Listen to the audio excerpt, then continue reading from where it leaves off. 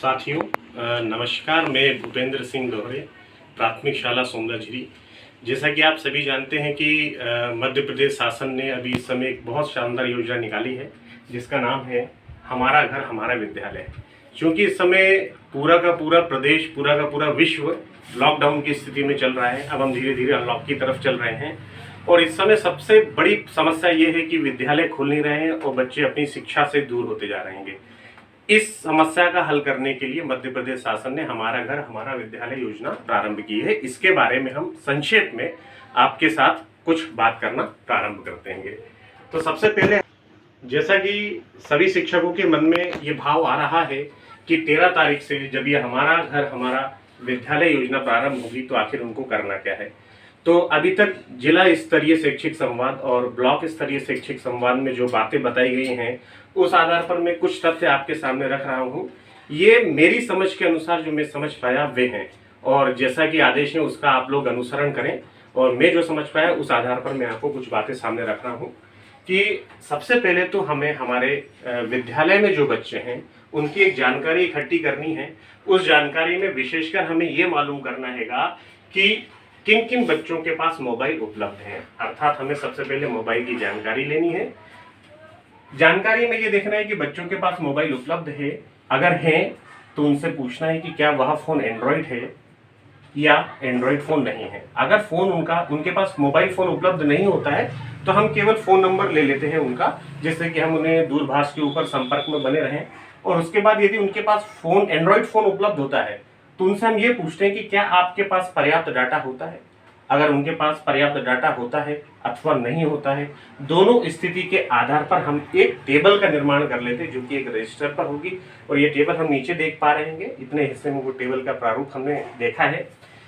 ये एक dummy type से टेबल है। तो इसमें हमने क्या क्या कॉलम लिए, एक क्रमांक और विद्यार्थी का नाम, फोन नंबर, और अगला कॉलम है कि फोन एंड्रॉइड है या नहीं और उसके पास पर्याप्त डाटा होता है या नहीं। हमने विद्यार्थियों के नाम लिखे, उनके फोन नंबर ले लिए। जैसे कि उदाहरण के तौर पर पहले नंबर की जो बालिका है मोनिका, उसका फोन नंबर हमने लिख लिया। उसके पास एंड्रॉइड फोन है और उसके पास पर्याप्त डाटा है। लेकिन इसी तरीके से अगर तीसरे नंबर पर हम देख पा रहे हैं कि अजय नाम का जो बालक है उसके पास फोन ही नहीं है, और अन्य जो किरण नाम की बालिका है उसके पास फोन तो है परंतु वो एंड्रॉइड नहीं है और ना ही उसके पास उपलब्ध डाटा है। तो इस तरीके से हम लोगों को अपने एक पेज, चलिए ये तो बात हो गई कि हमने क्या क्या जानकारी इकट्ठी की है। इसके लिए आवश्यक नहीं है कि हम उनके घर जाएं। अगर हमारे पास पूर्व में जानकारी है तो भी चल जाएगा, और नहीं है तो किसी माध्यम से इकट्ठी कर लें। अब हम वहां चलते हैं कि हमें आखिर करना क्या है। इसके लिए हमें सबसे पहले विगत वर्ष अर्थात 2019 और 20 का जो एंडलाइन टेस्ट है उसका रिकॉर्ड देखना है। उस रिकॉर्ड में हमको ये देखना है कि कितने बच्चे अंकुर समूह में थे और कितने बच्चे तरुण समूह में पहुंच गए थे। पिछली बार शिक्षकों ने काफी प्रयास करा था कि वे बच्चों को अधिक से अधिक बच्चों को तरुण समूह तक पहुंचा पाएं।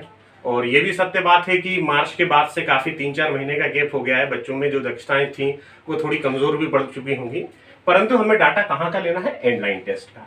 अब हमें अंकुर समूह के बच्चों के नाम एक जगह पे लिखना है रजिस्टर में, इसी तरीके से तरुण समूह के बच्चों के नाम लिखने हैं। अब तरुण समूह के जो बच्चे होंगे उनके पास यदि फोन है तो हमें केवल उनको फोन पर संपर्क करना है और फोन से ही होमवर्क देना है और फोन से ही उनकी प्रगति की जानकारी लेनी है। हाँ, लेकिन एक बात का ध्यान रखें, जो अंकुर समूह के बच्चे हैं और यदि आपका क्षेत्र ग्रीन जोन है अर्थात कंटामिनेटेड क्षेत्र नहीं है और ग्रीन जोन में आपका क्षेत्र आता है तो आपको व्यक्तिगत ही बच्चों से संपर्क करना होगा।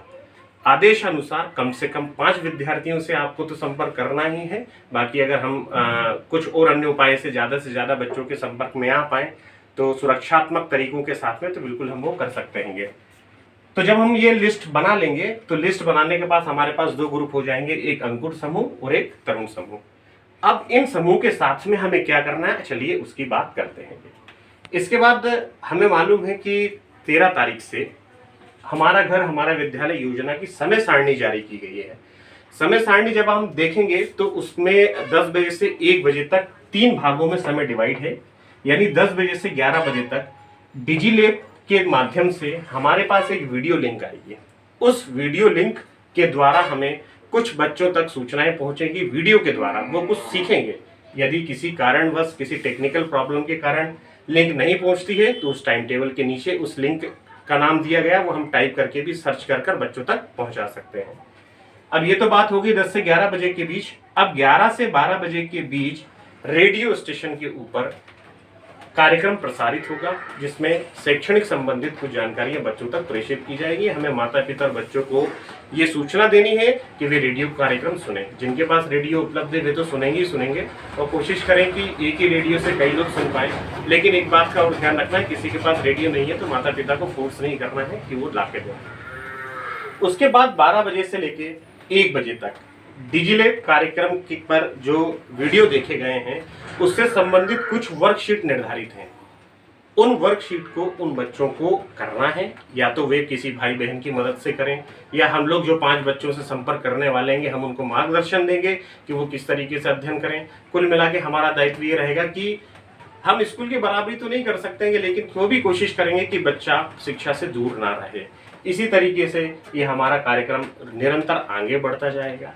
अब मैं आपको एक और बात साझा करना चाहूँगा कि ये जो समय सारणी प्रेषित की गई है, इस समय सारणी हालांकि राज्य शिक्षा केंद्र ने इसको बनाया, काफ़ी शोध के बाद ही बनाया होगा, परंतु इसमें कुछ मेरी तरफ से कुछ और होता तो बेहतर होता। तो इसकी चर्चा हम अगले वीडियो में करेंगे। बहुत बहुत धन्यवाद।